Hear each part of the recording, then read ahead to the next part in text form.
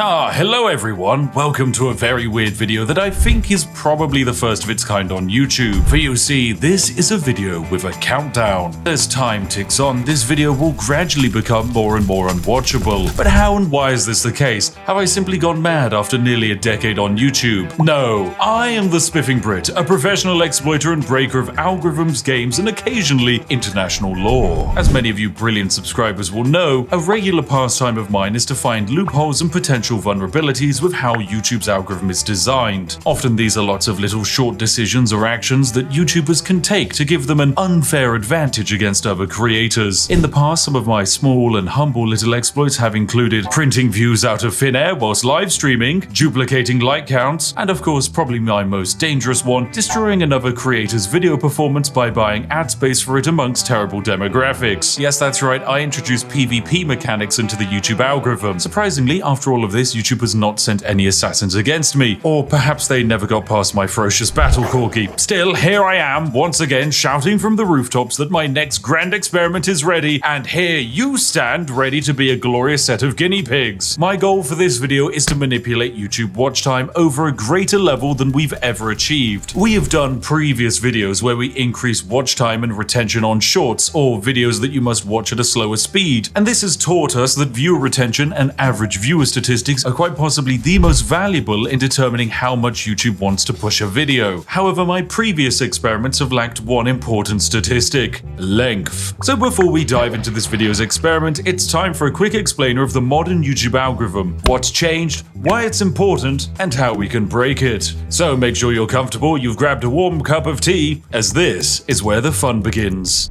YouTube's entire role is to recommend the right videos to the right person. If you like watching videos about medieval cooking techniques, then YouTube will serve them up to you. You'll see them on your home feed, you'll see them underneath videos you watch, they'll automatically play in the up next section. There will simply be no escape from these medieval cooking videos once you've started going down that rabbit hole. However, YouTube will actually serve up these videos based on a few criteria. So YouTube monitors you. They want to know what language you speak, what channels you're currently watching, and what videos you interact with and for how long you're watching them. It then runs a bunch of numbers and finds a selection of videos that might be a good fit for you. But before that step, YouTube does its most important check. It must weed out videos that it deems to be misleading or not as interesting. Remember, YouTube's entire goal is to get you watching videos for longer, because the longer you spend on the platform, the more money you make them thanks to adverts. So it screens for misleading or unsatisfying videos by serving up videos with a higher percentage of viewership more than ones with a lower percentage of viewership. Needless to say, in 2024, basically no one is using the sub feed anymore, so video recommendations are the most important thing, meaning average watch time is also the most important thing. This algorithmic decision of meritocratic performance is actually great on paper, as it generally means that better structured videos that get to the point of their purpose quickly will outperform more waffly ones spoken by British people that go on tangents. Wait a second! But there is a little bit more to this decision. What happens when a video covers the same topic but is a different length? So let's imagine video A is a 10-minute long video that has a 50% viewer duration. Video B is a 20-minute long video and it also has a 50% viewer duration. They are both watched on average for the same amount of time, meaning logically they are both the same amount of satisfaction in the eyes of YouTube. Wrong! YouTube will massively favor video B. It's got higher watch time, baby! So that video will not only get more views, but it will also make more money for the creator. This creates a weird calculation where in some examples, longer equals better. There are some very extreme examples of terrible creators exploiting video length for profit, like for example this one here. Wait, hang on a second, that's my Victoria Free live stream. This video here is the second most viewed Victoria Free video in the entire world. There are thousands of Victoria Free videos, and yet this nearly 4-hour-long live stream VOD is the second best of them. Why is this the case? Is it because it's a well-crafted, well-edited, perfectly executed idea? No, it is a good video, but it's just statistically broken. Because it's such a long video, the average watch time is over 1 hour and a half. This means that this stream has 3 times the average watch time as the next best video has total length. That's also my video, by the way. It's handcrafted, took us a lot of time to make, and very well executed. But statistically, it's terrible. The results are that this stream outperformed massively, and thanks to my dastardly strategy, it suppressed other videos in the recommendation feed, allowing me to make over £64,000 off of a 4-hour 2-hour stream. Thanks YouTube, that was perfectly balanced. Oh wait, you're probably not used to creators talking about how much they actually make. Don't be alarmed, friends. I have to pay a lot of that revenue in tax, probably. Maybe some of it has to go to the interns to buy them food, and then the remaining 95% gets spent on my crippling addiction to Yorkshire tea. So more watch time is more good, and greater average watch time is more good. This means that the calculation to make the optimal video is rather simple. Make a video as long as possible while still keeping viewers interested. This basically means that all you need to do is craft a perfect SEO monstrosity with zoomer cuts, pan zoom, smiling celebrities, and just pander to the algorithmic equivalent of the everyman. Yeah, I'm talking about you, Dave. This is the strategy that has to be used by the people at the very top of YouTube. I can't blame them for it, because you reach a point where each ounce of personality you show, the market cap of your audience goes down by millions. Instead, you must become like white toast with butter. Plain, but very inoffensive. Perfect for when you're waking up and starting your day. So yeah, I can't exactly do that. I'm British for a start, which means that the French people probably stopped watching 5 minutes ago. On top of that, I like janky bad edits, and my sarcastic style of humor isn't exactly for everyone. If only there was an exploit that could make a longer form video retain a larger percentage of viewership and watch time. Oh dear, if only.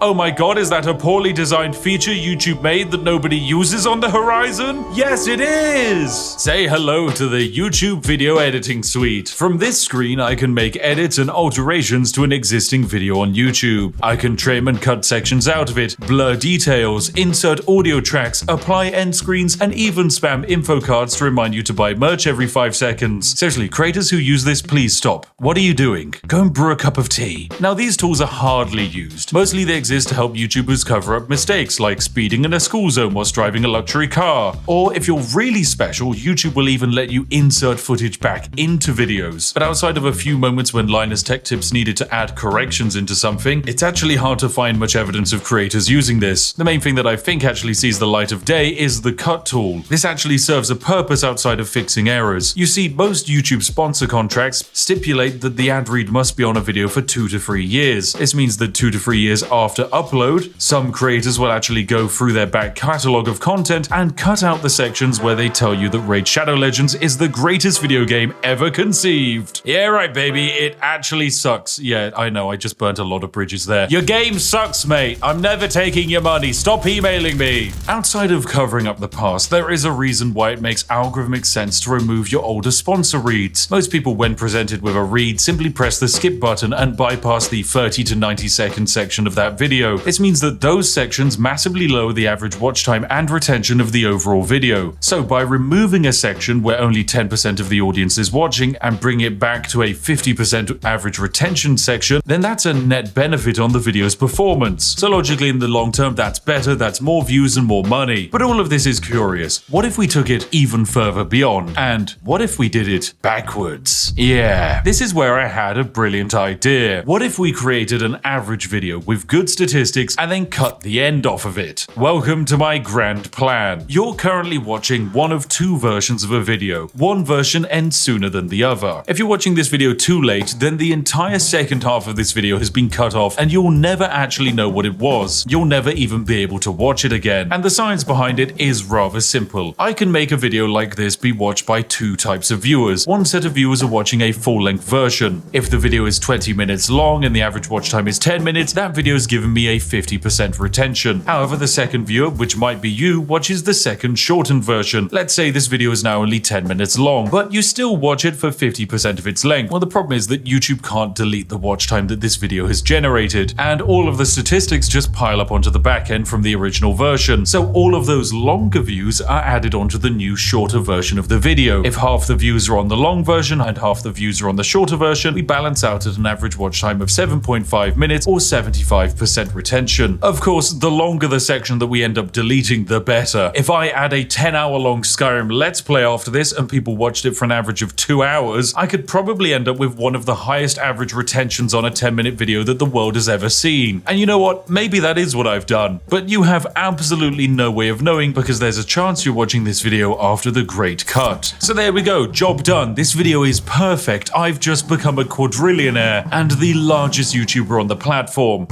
unfortunately it's not quite that simple. There are a few limitations to this strategy that might unfortunately stop us from breaking YouTube entirely, namely market cap, interaction, and engagement. The first problem is hard to fix, as there is a finite amount of people on the planet who would be happy watching a video on YouTube exploits. YouTube knows this, so recommends videos accordingly. Generally, the best videos on YouTube are ones that are relevant to broad viral demographics. This is why you see someone like the Legal Eagle cover popular events rather than obscure but interesting legal cases from Madagascar. Now, there are a few ways I can manipulate and trick YouTube to improve this video's relevancy and raise the market cap. Namely, I can have you go into the comment section and say some relevant topical things and talk about how they definitely featured in this video. Here's a list of some popular current SEO terms active right now that you can claim I have somehow satisfied your interest of. Yes, I remember talking about that. Oh, and that one.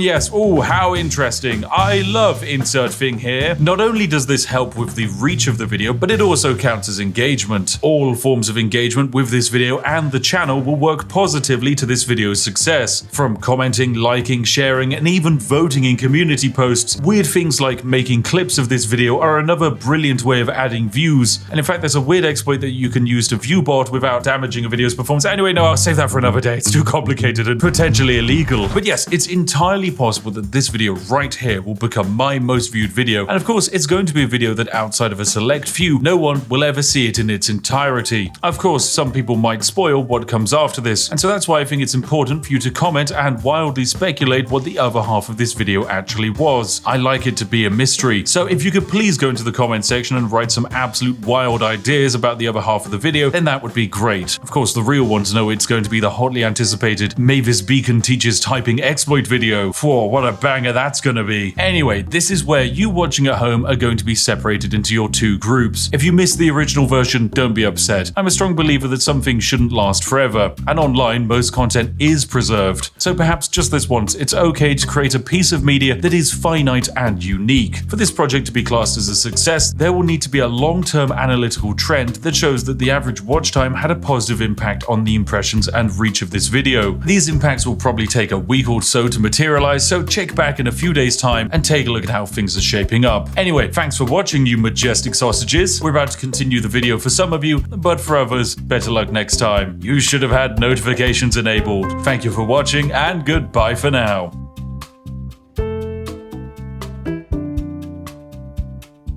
Right, welcome ladies and gentlemen to the other half of the video. This is something that not everyone's going to see, and who could have guessed it? It is a British food, snacks and drinks tier list, because I know that for too long people have been wondering what my incredibly important opinions are, and today we will answer them, for this is quite possibly the most important thing you can ask a British person, and one of the most critical determining factors when it comes to knowing whether to trust a human being or to distance yourself from them. So yes, let's start with this lovely tier list. It's going to of course begin with Aero chocolate bars. Now these are quite fun. They're kind of like chocolate bars with air pockets in them, and you know what, I'm gonna say they're pretty good. They're nice, they're very tasty, but they can be a bit sickly. As far as chocolates go, it is definitely pretty good category. Then we have After Eight mints. These are basically mint chocolates. They're very strong and minty, and many people like them. However, I don't think they're that great because I don't like mint chocolate. I think that's a terrible idea. If I want mint, I'll just eat toothpaste, mate. Then we've got Heinz beans. I'm actually gonna combine Heinz beans and cheese with beans on toast in the not great category. This is probably the most controversial opinion of the night, and I'm sure many of you are currently hammering into the keyboard that I should yeet myself off of Big Ben. However, I just think beans are bad. They're just a bad vessel for food, and adding them to bread and cheese doesn't exactly improve the situation. So yeah, not great. Then we've got black pudding, otherwise known as blood pudding. It gets its name because it is basically blood mixed with herbs and barley. Definitely quite a disgusting food when you think about it. However, I think it's bloody lovely. I guess I'm just too British for some people. And yes, we in the UK never stopped quite eating like we were in the Blitz or we were role-playing feudal peasants. Then we've got Bounty chocolate bars. These are a disgrace to Britain. It's just disgusting. Just the worst chocolate bar. I hate it. Then we've got Bourbon biscuits. Oh, these are fantastic. These are bloody lovely. A chocolate biscuit with a layer of chocolate cream on the inside. Oh, dipping that into a cup of tea is a blessing. And then we've got dairy milk buttons in yogurt form. These are pretty good. I think these are all right. They're kind of tasty, but it's just very sickly. Then we've got crackers and cheese. This is a blessing to Britain. Whoever created crackers fingers and then had the idea of putting cheese on them. Phenomenal. Then we've got KP cheese balls. These are a disgrace to Britain. They're disgusting. Along with Cheez-Its. I think they're just abysmal. Cheese flavored crisps are revolting. They just kind of taste of chemicals. If I wanted to eat cheese, I'd eat cheese. I wouldn't eat synthetic cheese. I'm not an American layering plastic on top of a burger. Oh, then we've got a prime lovely little dessert cake in the top of a glacier cherry. Oh, I love these. Are good fun. They're pretty good. I know it's kind of controversial. I think in the modern day and age, people have fallen off of the love of the Bakewell, but I think they're still pretty solid. Next up, we've got Chew-Its. These are kind of like a sweet. They're pretty good. I think they're all right. Nothing sensationally great. Oh, and finally, we've got chip butty. Yes, this is good. I can let the northern fly out, mate. This is a chip butty. If you've never had chip butty, it is potato chips or the fries for the American persuaded people, usually with some kind of sauce, probably ketchup. It's laid inside of bread or cob or bap, depending on who you speak to and which part of the UK they're from. This is bloody lovely. It is absolutely bloody lovely. Oh, and then we've got Terry's Chocolate Orange. This is a blessing to Britain. A certified Christmas banger. If you are celebrating Christmas and you don't get a Terry's Chocolate Orange, something has gone wrong in your life. On the inverse of the holiday chocolate scale, we have cream eggs. I think these are not great. This is because they are rammed with fondant icing on the inside. They are sickly. Eating them makes you feel like your arteries are clogging up and you're going to drop dead of stage 75 diabetes at a moment's notice. But it's okay because Britain is saved as we have crumpets. Yeah, crumpets are great. They're pretty good. It's basically a form of bread, usually with butter, toasted. It's just really quite nice. Oh, and then we have what is probably my favorite chocolate bar of all. It's the Crunchy, ladies and gentlemen. This is a blessing to Britain. It is honeycomb or cinder toffee wrapped inside of chocolate, handed to you in a bar. It is wonderful. One of Cadbury's greatest creations, and then after the Americans bought it, it's gone downhill. I want my original Crunchy bar back, but I know it's never gonna happen, so I'll still remember you, Crunchy bar. You were amazing. Speaking of Americans ruining things, it's the Cadbury's Dairy Milk Bar, which is now in the not great category. This used to be a phenomenal piece of chocolate, and then Kraft ruined everything. I hate mega corporations. But hey, if there's one mega corporation I love, it's McVitie's, because they made the digestive biscuit, which is bloody lovely. It's a very solid biscuit, perfect for dunking in tea. Very nice. Then we have what I believe is a kebab. Kebab meat, it's alright. It's pretty neutral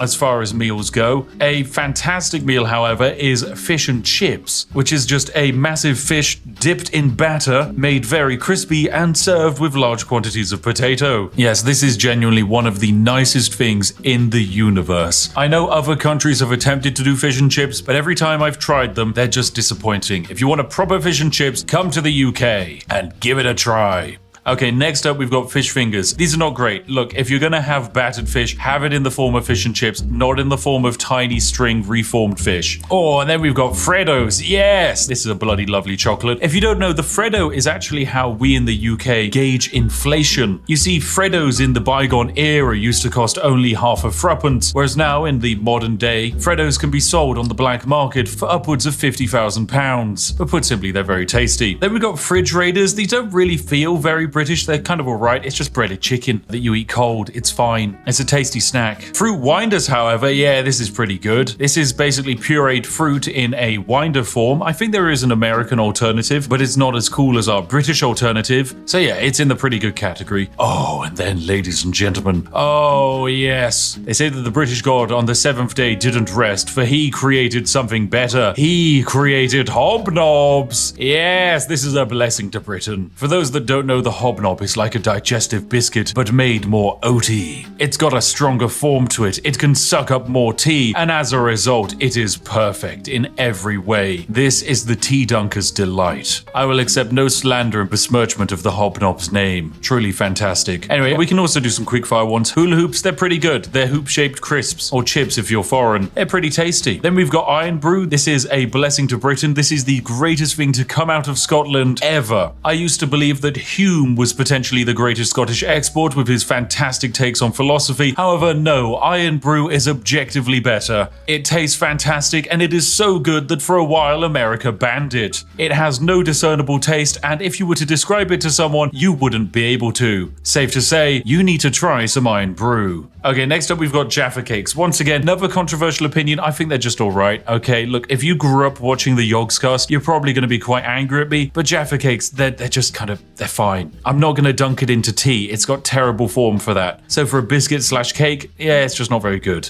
Oh, then we've got Hartley Strawberry Jam. This is pretty good. It's a solid form of jam. Nice to put on your toast. Nice to put on your crumpets. Nice to put inside of your chip butties. I'm not going to judge. But for an even better formation of jam, you have Jammy Dodgers. This is a biscuit with jam on the inside, and it's bloody lovely. Oh, there's also Jelly Babies. Yes, these are very good. They're just jellied sweets, but in the shape of babies, which makes them better than Chewits, because it cures the insatiable British desire to crush children. And ever since we closed down all of the smog factories in London, this is the only way you can get that kick. Next up, we have the Kinder Surprise Egg. I don't really think this is a British snack, because it's very German, but yeah, it's alright. It's basically just a chocolate egg with a small toy inside of it. Once again, Americans banned this because they believed it was a choking hazard and would kill children. I instead believe that the Kinder Surprise Egg is Darwinism in real time. Next up, we have KP Original Salted Peanuts. These are pretty good. They're just a decent snack. Magic Stars, these are alright. My wife really likes them. I think they're just a weirdly shaped form of chocolate. And then we have Moams. Once again, I'm like 90% certain this is German, not British, but hey, they're alright as well. Now we have some controversial opinions. Marmite. I don't think this is that good. It's not great. Now, once again, my wife loves Marmite. I think it's pretty bad. A spread that actively makes you want to throw up if you put too much on a piece of toast is probably not a good spread. Eating anything that has been coated in Marmite feels like you're back in the Blitz, and I'd much rather eat 700,000 hobnobs than have to eat anything with Marmite on it. So yeah, it's in the not great tier. Next up, we have Matchmakers. These are going straight into the disgrace to Britain tier. It's just a mint form of chocolate. It sucks. Next up, we have the Tesco Meal Deal. This is going to go into the It's Alright tier. Basically, for those of you that don't know, in the UK, we can go into most major supermarkets and pick up a sandwich, a snack, and a drink, usually for a round price. Recently, I picked up a Tesco Meal Deal, which netted me 3 sandwiches, a pot of watermelon, and a large drink, all for the low cost of £4. So yeah, it's pretty good. And whilst relying on them entirely will probably lead you to an early grave, for the nation's tradespeople, the Tesco Meal Deal is a glorious invention. Okay, next up we've got Millionaire's Shortbread, which is a shortbread topped with a very thick layer of caramel and then topped off with chocolate. This is bloody lovely. It's one of the tastiest things ever created. I love it. If something will kill me, it's gonna be this, and it would be a brilliant way to go out. Okay, then we've got a selection of crisps, place them all at the same time. Mini cheddars are going in the not great category. You know my opinion on cheesy crisps. Monster Munch are going in the pretty good category. Pom Bears are going into the bloody lovely section. Skips are going into pretty good. Wotsits are going into a disgrace section. And Walker's Crisps are going into the It's Alright. But finally, Space Raiders. Yes, pickled onion. Oh, this is bloody lovely. Space Raiders and Monster Munch, actually, they should be on the same tier. These are crisps that are designed to contain so much flavor and acid that your mouth will burn after eating a packet. And for that reason and masochism, they just belong in the bloody lovely tier. Okay, next up, we've got Kipling Angel Slices. These are going into the It's Alright category. Party Rings, I'm going to put in the not great category. Controversial opinion, I know, because I used to really like Party Rings, but I don't actually like them that much anymore. Penguin Biscuits are going in the Blessing to Britain category because they contain terrible jokes. And despite the fact that the biscuit isn't that great, I don't care. I love a dad joke. Percy Pigs, that's also going into the Blessings for Britain. They're fantastic. Pepperami is a reformed salty meat stick, so we're going to pop that in the Disgrace to Britain section. And I guess we can immediately cover some other snacks like the pot noodle. It's just dried noodles that you add hot water to, and it's quite possibly the backbone that keeps the entire nation's student population alive. There's also the pasta and sauce sachets that aren't that great, but are even cheaper than pot noodles, but outside of camping holidays, you wouldn't really want them. Oh, then we've got potato smileys. These are going into the pretty good category. Pizza Express Margarita Pizza, that's going into alright. It's kind of fine. Twiglets, I'm going to put in the It's Alright tier. I know I said I don't like Marmite, and Twiglets are just Marmite flavored crisps, but my wife loves them, and she would probably kick me out of the house if I didn't put them there. Okay, now we've got some legendary cakes we can cover. The Colin the Caterpillar cake is a blessing to Britain and one of the greatest cultural exports we've ever invented. Colin the Caterpillar sweets, however, from M&S are going into the not great tier. They're an okay form of sweet. Drumsticks are as well. I'm also going to put in the not great tier. This is one of the few sweets where I actually know people who have lost teeth because of them. Not because they rot the teeth, but because they're so sticky and solid, you will actually end up breaking a tooth trying to eat them. Yorkie bars are alright, it's just a solid brick of chocolate. Turkish Delight I think is a disgrace, I hate hate it. Wagon wheels as well. The combination of cream and jam is just weird. The Yo-Yo Bear fruit rollers I'm putting in the pretty good category. They're rather tasty. Drumstick squishies I'm also putting in pretty good because unlike these solid drumsticks, they won't kill you. Millions I'm going to definitely pop in the pretty good category as well. They're fantastically tasty. It's literally just condensed colored sugar. What's not to love? Weetabix. Oh, that's a bloody lovely. Who doesn't love a good Weetabix for breakfast? And we've got the flake chocolate bar. That's all right. Fruit pastels. They're not great. Twister lollies. I'm going to say pretty good. It's an ice lolly which contains a little bit of ice cream and frozen fruit flavor in a combination that's actually rather nice. Then we have, oh my, what is this? Branston small chunk pickled. Yeah, this is a disgrace to Britain. I know there are old people who love it, but it's disgusting. Same for mushy peas. Anyone who orders mushy peas is just someone who would be okay eating dog's vomit. Okay, it's disgusting. I'm just not a fan of mushy peas. And then we got Tango Orange. This can go into the it's alright category. And before we get to the most important thing on the list, I think we should deal with some of the food options. So we have pork pies. This is going into the pretty good category. I'm a big fan of pork pies, but I understand that a slab of reformed meat surrounded in pastry is kind of weird. It's a very dense form of meat as well. However, the sausage roll I think is bloody lovely because it actually minimizes the density of the pork to create an overall better balance between pastry and reformed pig. Next up, we have scones or scones if you're poor, which is usually had with cream and jam. This is going into the pretty good category. It's good for an afternoon tea, but you wouldn't exactly want it every day of the week. Then we've got Scotch egg. It is a semi-boiled egg wrapped inside of meat and then coated in bread. I'm actually going to say it's all right. I would have put it in pretty good, but I recently had some at an event and about 40 minutes later I developed a crippling migraine, so I'm going to blame that on the Scotch eggs. Okay, then we have shepherd's pie. Shepherd's pie is great. It's mashed potato and then some mince and a bunch of vegetables. A lovely historical dish for the UK. It's honestly a blessing to Britain. Whilst I might not have it too often now, it's a very versatile dish. It's easy to make vegetarian and vegan versions of it, and usually 9 out of 10 times it tastes fantastic. Okay, then we have a roast dinner. Yep, this is straight into the blessing to Britain category. It is a meat,